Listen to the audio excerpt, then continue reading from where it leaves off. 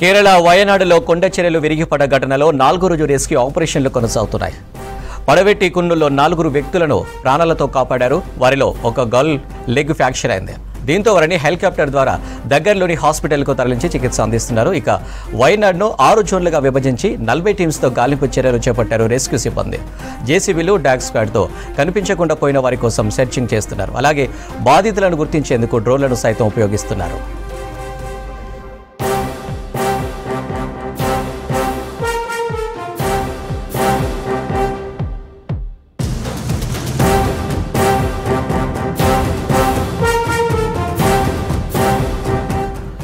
కేరళ వయనాడులో కొండ చర్యలు విరిగిపడ్డ ఘటనలో 4 రోజు రెస్క్యూ ఆపరేషన్లు కొనసాగుతున్నాయి.